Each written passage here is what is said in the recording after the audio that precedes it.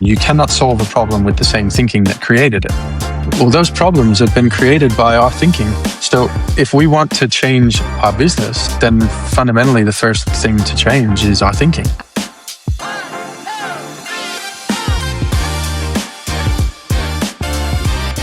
I just want to say, hey, thank you. Welcome. I appreciate you spending a little bit of time with me today. And I wanted to get into your story a little bit because you come from this place where you were experiencing a lot of success, but then you came across this moment in your life where something shifted. You saw a doctor. He's recommending depression medication. So please take us back to that moment and then kind of where you're at today.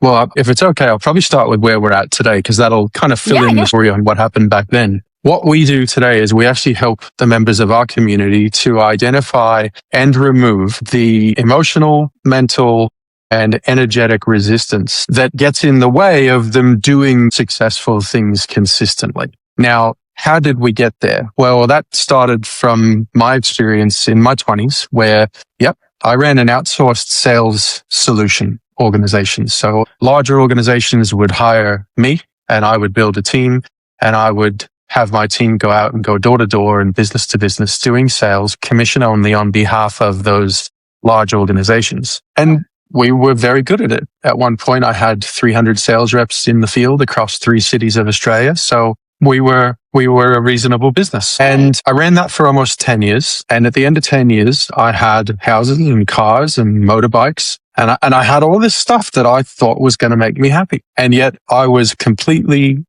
and utterly disillusioned. I was not happy. I was frustrated with life. I looked around at, because I had lots of highs and lows, the roller coaster of business. And I looked around at all these other people who it seemed like there was all these other business owners that they clearly just knew stuff I didn't know. They were obviously way more successul than I was, and comparison-itis was rampant. And so I more or less fell in a heap. And I did. I went to the doctor because I would not have been able to tell you how I was feeling emotionally back then. I just knew I wasn't feeling okay.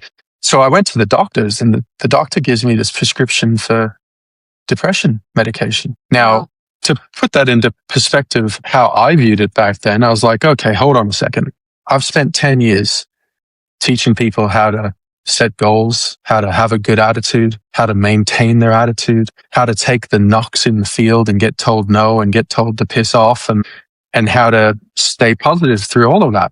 And here I am getting this medication from a doctor going, where did I go wrong? And I wouldn't recommend this to anyone else. This was very much a personal choice for me. I remember sitting on my bedside and looking at the script, and I can remember thinking to myself, damn, I've really gone wrong somewhere.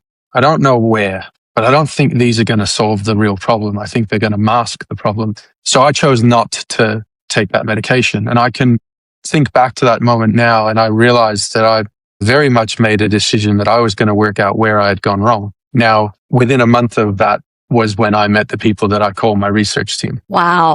That took a lot of courage and internal self-reflection. I commend you because most people probably would have just maybe taken the medication. Maybe they would have believed, hey, I'm just going to be able to push harder, stronger. I love what you shared about imposter syndrome because I don't believe anybody running a business doesn't face that. And so take us to this moment. Then you meet with this research team.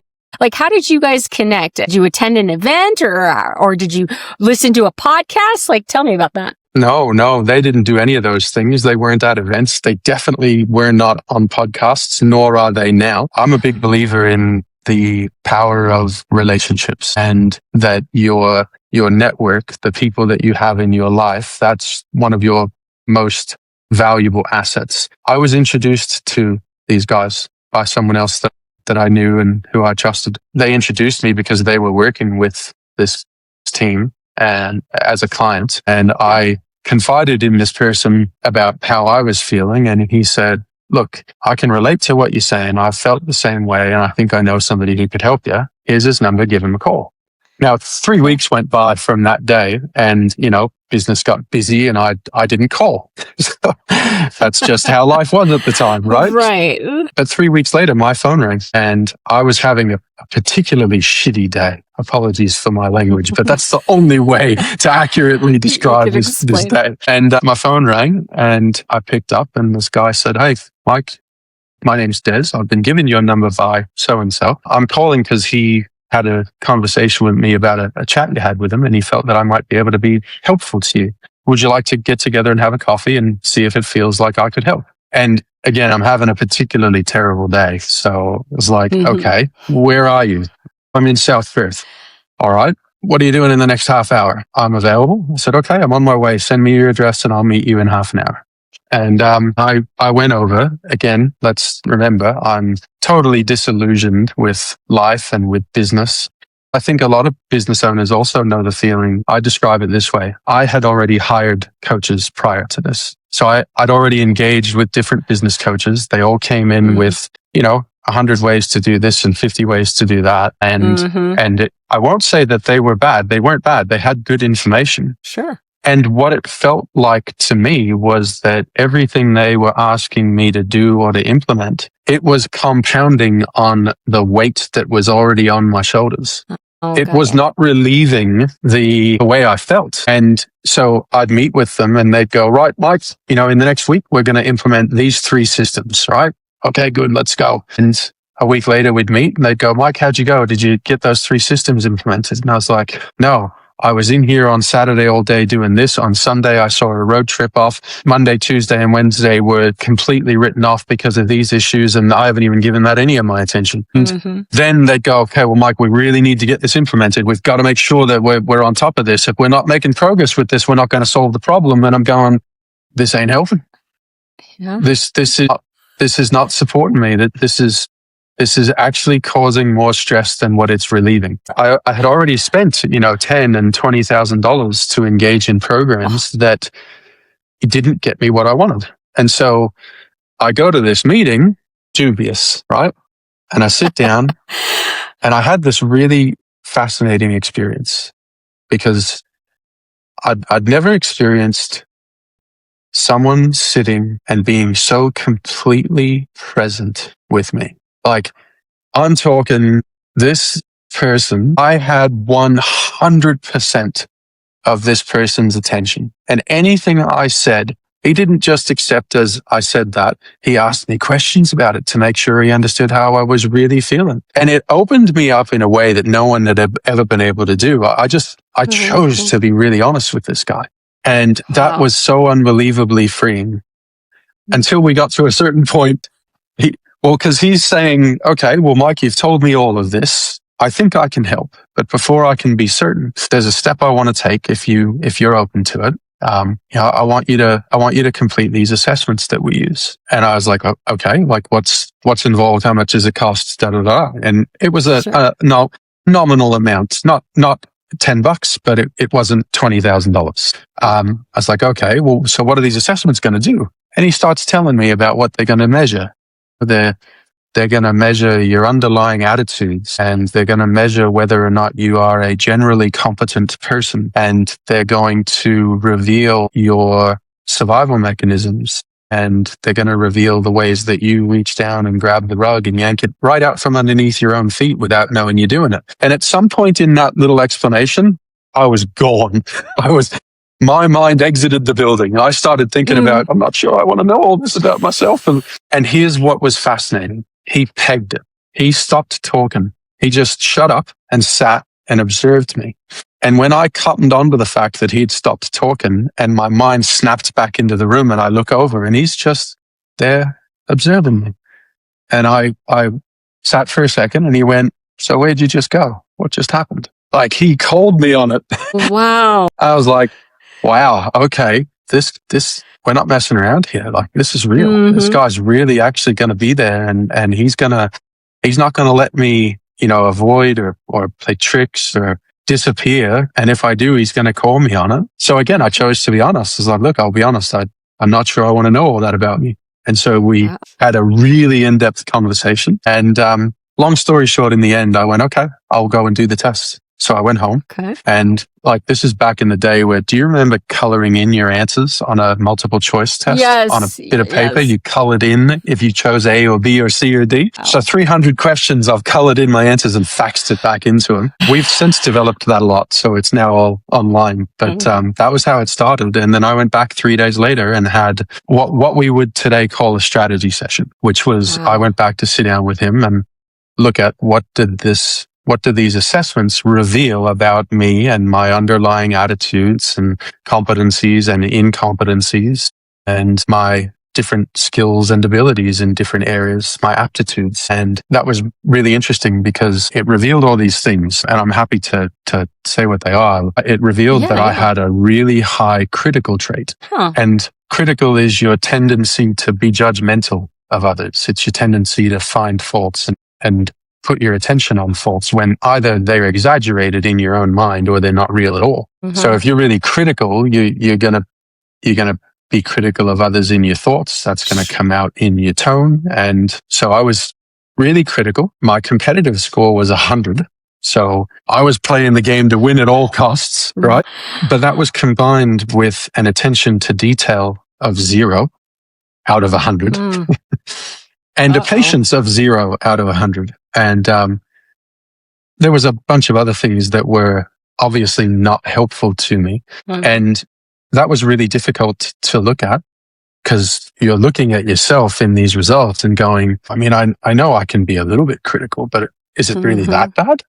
I couldn't help but notice that someone with that profile would very likely have these problems. And then I couldn't help but be honest and say, well, geez, I've got those problems. And this is saying that's my profile. Okay, well, maybe I really am the problem here. And that was the starting point. I then engaged in a very intense 6-month coaching program. It totally and utterly changed my life to the point where I shut down the business I'd been running for almost 10 years. I took a year off. I went traveling, renovated a house that my wife and I had, went overseas with my wife. I drove a Land Rover around northern Western Australia and the Northern Territory and cooked over a campfire and slept in a swag every night. At the end of that 12 months, I came back and sat down with that research team again and said, okay, so I know I'm different. And I know I'm different because of the time I spent with you. And I've attempted to talk to some of my mates and colleagues about this, and I can tell that they don't get it. And that means one of two things. It means that either I haven't explained it well enough to them, which kind of means I don't understand it well enough myself, and or there's a way that you did this with me that I don't understand how you did that with me. Now, it could be a combination of those two things, but whatever it is, I want to understand it.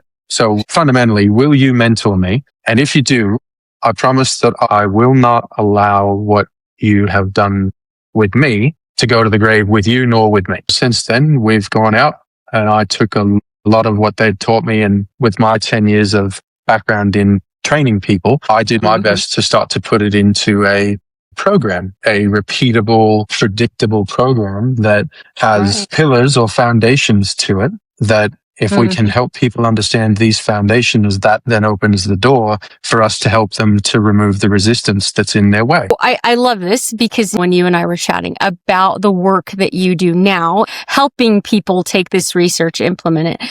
In your own experience, you said that if there is a condition in your life, whether that's in your life, your marriage, your business, that's feeling problematic, that the real source of the issue is you. Tell us a little bit more about that and maybe how you help leaders self-discover. It's a really important point because, we're not for everybody. The foundational belief that we start from is that you create your own reality. I remember even back in my early 20s, I'd read all the books and all the books would say you create your own reality.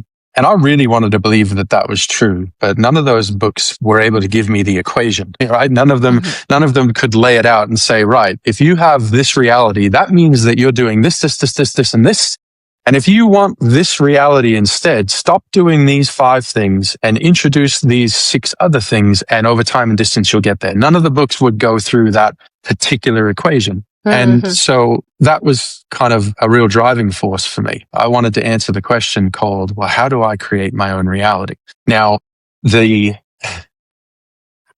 been so many experiences that have added to the answer to that question. If you agree that you create your own reality, then normally when someone comes and works with us, they're coming because there's something they want to change about their reality. There's a non-ideal condition is the words I tend to use to describe it, right? That doesn't mean that their life is miserable. It doesn't mean that they're a total failure. It just means that there's a non-ideal condition somewhere. If we want to change that non-ideal condition permanently, then it doesn't work to go after that as the problem, because you create your own reality. So what our first task is to work out, well, what is it about you that's creating that non-ideal condition? Now, when I took the predictors myself for the first time, it very quickly revealed to me, well, look at that. I'm the problem. My attitude's the problem. My competitiveness is the problem. Boy, okay. Geez, those things want adjusting.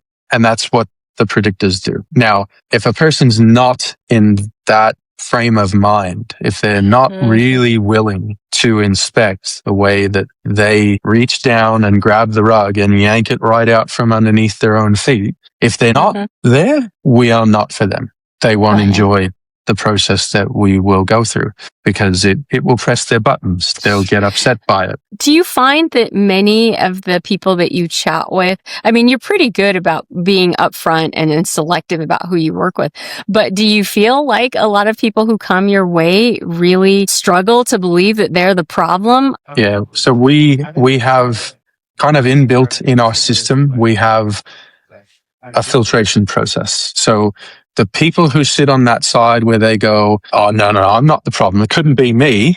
Those people, they self-select out. If they filter out, not because we force them out. They tend not to want to proceed past there's a few points that really test whether or not they're willing to look at that. So it's very rare that somebody actually gets further down our process if they are not in that position called, look, I know that the problem is going to be something about me. I just don't know what the problem is, nor do I know what to do about it. I've been working to change this for X number of years. I can see that I have a ceiling that I bump into, and I want that to shift. Those are the people that choose to engage with us. I say that specifically because it's their choice. We don't ever attempt to convince somebody to proceed, ever. That's a waste of time. Tell me, because you actually, when you and I were chatting earlier, you had mentioned that you had a client who was probably in a similar situation to yourself, that, for the most part, they had a successful business, a young family, they were earning a good income, but they felt, that word stuck that we use a lot, right? As you worked with this individual, what did you find out that was actually, what was really going on in their life? Yeah. So again, I could give so many stories here, and every single story is unique because every single individual is a unique individual. And one of the things that I take really seriously is the privacy of the conversations that I have with my clients. So I'm going to make up a story, but it's a pretty good illustration of what you'll see. If somebody has let's say a highly critical or a highly negative attitude, then you might not necessarily be able to see it or pick it. What will happen is one of two things. So it could just be that their internal talk, the way that they talk either to themselves and or they talk this way to themselves about others, but they only do it in their own mind. It will be very critical and or negative in nature. So that's one way that it occurs. And the other alternative is that it's not just in their mind. They actually do it out loud. Now, when it's in their mind, the way that tends to show up is when they do communicate in a moment of stress or pressure. The critical and negative attitudes will come out in what I call unintended tone. Now, what is unintended tone? What am I referring to there? You know how there will be a way that perhaps your life partner or maybe your mum or dad can say something, and they just say it in this particular tone. And the moment you hear the tone, you just see red. The thing to spot is it's actually a button within you that's being pressed by that other person. And so the buttons within you, they simply press it. And when you feel the emotion, you react. And most of the time we'll blame it on them because they triggered us. The truth is the button's within you, right? The button's there. So that's an example of resistance where what we work with people on is how do we remove that button so that someone else can say anything at all in any tone and it doesn't It doesn't cause an unintended response from you. So you help people sort of recognize that within themselves. And I wanted to lean into this, into what Advanced Business Abilities does today, right? That really sets you apart from, again, we've talked about sort of the traditional coaching model or consulting model, right? Something that sets you all apart is that you're not really just giving, you're really digging deep. So tell me, you don't just give people kind of like, oh, here's a quick idea, quick fix. You use 40 years of data with this tool that I remember you mentioning called the predictor profile. Kind of tell us a little bit about kind of what that's designed to do and how it helps you reveal these things about individuals that other programs really aren't doing. Sure. Yeah, happy to. And there's a lot of information there, so I'm going to keep this as simple as I can. Yeah. The best way that I can explain the predictor profiles is it's kind of like looking at you through the analogy of a helicopter. And in this analogy, you are the pilot of your own private helicopter.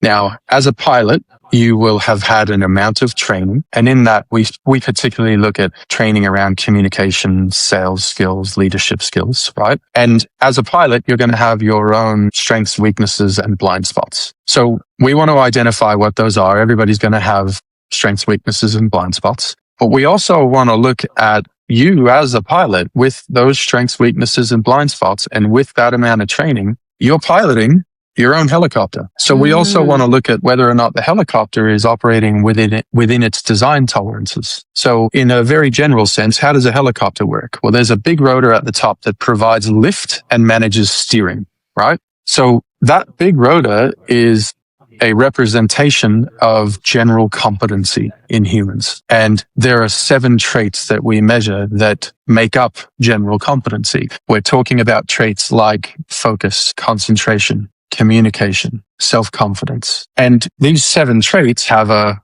tolerance that we want them to be above. Now, if your 7 general competency traits are above that tolerance level, that means that you're competent. And that means that big rotor is working exactly the way that you've been trained that it will. So it will provide the right amount of lift. You'll be able to steer. You'll fly from A to B and you'll use the correct amount of fuel. Does that make sense so far? Absolutely. Well, and you answered one question because I was going to ask you, why is communication such a focus of your training? Like, why is it important? And it sounds like it's because it's one of these 7 traits. If you really think about everything that business owners tend to want, they want more sales or more sales conversions. They want better quality relationships. They want better leadership skills. They want better negotiation skills. Those are all communication skills. Right, it's just that communication doesn't tend to be sexy enough for people to go, yeah, let's do that. But when you talk about, hey, we'll double your sales conversions in 90 days, they go, yes, let's go. It's a communication skill. So it makes sense why it would be one of these fundamental traits, right, within us that your development programs really help and support. 100%, yes.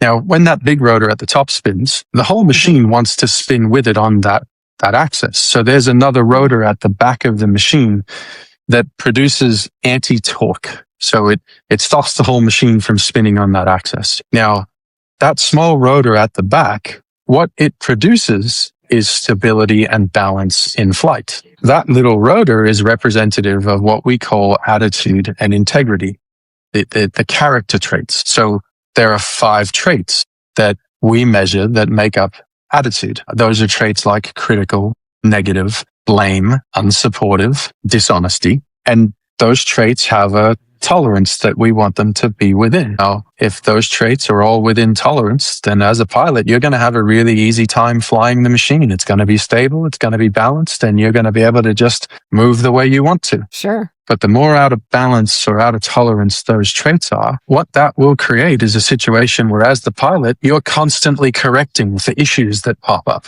which is how it feels when we have an attitudinal issue. Because if you have I speak from experience here, if you have a really high critical trait, it'll be pretty easy for you to blow your top. And so you're working hard to not blow your top instead of making sure you're flying in the direction you want to fly.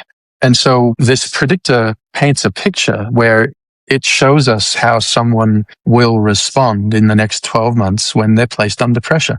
It shows us the survival mechanisms that they will revert to when they feel their survival is in some way threatened. And what that reveals is, where is their resistance that is restricting you? Wow. Is this part of because you, coming back to that term, the meta psychological and metaphysical, that sounds like a really big word, but it sounds like it's foundational to your research. Can you tell us a little bit about what that means exactly? I'm kind of understanding and based on what you're sharing, but tell me a little bit more.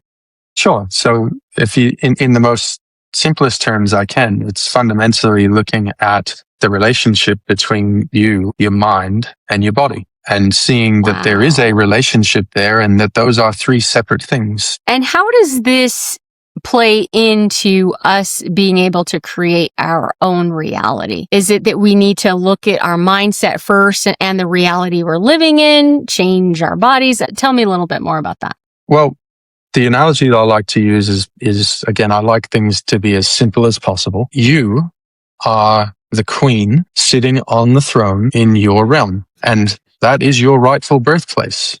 And there is a structure to that existence. There's you, your mind, your body, and then there's everything else in the world, right? That structure works best when you are on the throne as the decision maker. And you then use your mind and your body as tools of creation. Wow. But the only way that that can actually operate well or functionally is if you are on the throne. And that means that you are intentionally causative. Whereas what used to happen for me is I was always at effect. All these things over here pissed me off. And that there was really frustrating. And the market isn't doing what the market should be doing. And so I was at effect. I perceived that I was at effect. And when I started to take the position called, okay, well, hold on a second. I create my own reality. That's a very helpful approach to take, because it helps you to inspect what are the things that I'm doing or not doing, and what are the things that I'm thinking or not thinking and saying or not saying that are contributing to the non-ideal condition that I'm dealing with. Wow. And tell me, because you mentioned earlier about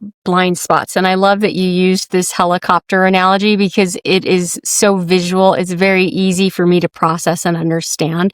And granted, I understand blind spots when I'm driving, for sure. If I knew how to fly a helicopter, I know I'd have blind spots. So in your experience, how do these blind spots tend to show up in our lives, in our business? I guess the better question is maybe how can we become more aware of them? Yeah, that is a very, very, very good question. So again, I'm gonna use myself as an example here. So if you have a high critical trait, and you have a score of 100 out of 100 on competitiveness and 0 out of 100 on attention to detail and 0 out of 100 on patience. Man, that makes you a real pain in the ass to deal with sometimes, right? Because I would want to win, right? And if we weren't winning, it was your fault. Why are you not doing what you're supposed to do? And I wasn't going to be in any way patient for you to actually change the results. Like I wanted it yesterday, not tomorrow. Am I making sense? It's like these traits, you will see so many ways. I saw so many ways that they were showing up in my life. I saw so many ways that I was creating problems in my personal and professional life that it was really confronting, but also really freeing, because when you can identify a problem, that's the first step in actually being able to fix it or solve it or change it. Identification of the real issue, that's the magic step. Now, it's more magic to get to the point where you actually change it, right? And I love having the honor and the pleasure of being able to help people to do that. Like that is so rewarding, right? But I will again speak from my own experience. It's being willing to actually look at the fact that I was creating the problem. Got ya. And, so if I'm understanding you correctly, when you're working with individuals, first, we've got to identify the problem. And then are you working to, I guess, what are you trying to most change when someone's working with you? Is it that we're trying to get rid of those traits, or are we trying to leverage them in a way that benefits our relationships? That's a great question. The only thing that I'm working to change are the things that they tell me they want to change. Anything can change if you want it to. But if you don't want it to change, there is absolutely nothing that either me or anyone else can do that's going to actually change it. If they really do want to change it, then the thing that we're actually going after is identifying and removing the resistance that keeps that behavior or attitude or thinking in place, right? See, change doesn't happen by someone going out and working hard over a period of time. That is not how change works in humans. Change happens in moments. So instead of the graph looking like that, the graph actually looks like this, and it comes across and then jumps up, and then it comes across and jumps up, right? Those moments where it jumps up, some people call them aha moments. I look at those and go, right, those are the moments where the resistance was removed. And it's like a light flick. A light switch gets flicked. It's just instantaneous change. Well, and coming back to the whole power of the mind, right? And kind of our thoughts, you can't solve whatever your traits, your problems, issues are with the same kind of thinking that created them. So what do you believe actually will get people to change the way they think? Because the mind is powerful. It is. It's incredibly powerful. We introduce a framework. I call this framework the foundations of successful self-leadership. And that framework is the result of the first 12 years of one-on-one senior executive coaching that I did. What I found was that no matter what that person wanted help with, we were able to get to the resistance after they understood the foundations of successful self-leadership, because it gave us a way of communicating into the resistance, right? So the first thing we do with everybody is make sure that they have an understanding of the foundations of successful self-leadership, and specifically how that applies to their predictor profile results. So what's the principle that are not aware of, that because they don't understand it, it's working against them? And how can they get it to work in their favor? Once we get to there, that gives us a way of communicating and going after the resistance that is actually restricting them. Does that make sense? Yeah, absolutely. And which leads me to my next question. Definitely. If I'm not quite ready to take something so in depth, but I am curious to kind of be like, okay, what can I learn about myself?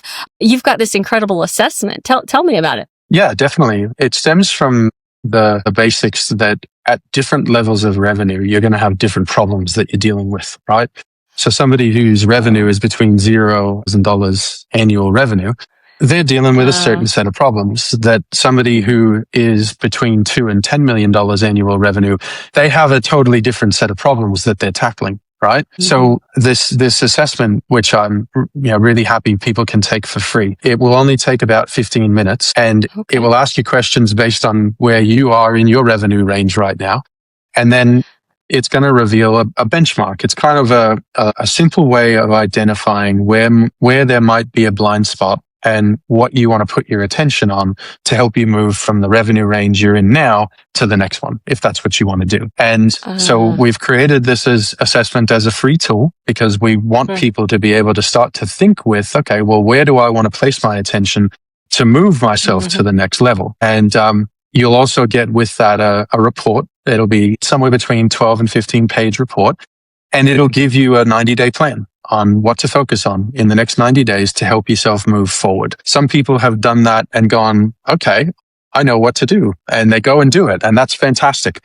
Other people do it and go, okay, well, I'm not sure how to do that. And if that's you, then you can have a conversation with us. And if we feel that we can help you, and if we feel that you're the type of person that's going to respond really well to our program, then we'll discuss how you might be able to get involved in that. If any of your listeners want to take that assessment, if they go to audit.advancedbusinessabilities.com, it's completely free. It'll ask you some questions to determine which of the assessments to provide you based on your revenue, and away you go. You'll get a report emailed to you. Perfect. And I'll make sure to link that here.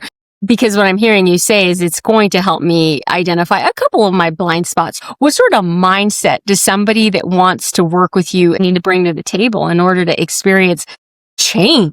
Yeah, awesome question. I'll answer it in a couple of ways. So first of all, it's really important that your demand to change is higher than our want to help you change. Like it's really important that you actually are driving the bus. You're not coming along as a passenger on a bus we're driving. You are actually there intentional about getting change for yourself. That's the first thing. The second thing is it's vital that you're willing to inspect the ways that you might be creating the problems that you're dealing with. Wow. It's necessary to be willing to inspect your attitudes, your ideas, your belief systems, your aptitudes and skills. If you're not willing to look at those, we probably can't help you anyway, right? When we engage with somebody, we want to know that it's going to be a successful engagement. They're going to win. If I explain it another way, we will act as the coach and the trainer. We will show up for every training session. We will guide and direct, but we can't lift the weights for you.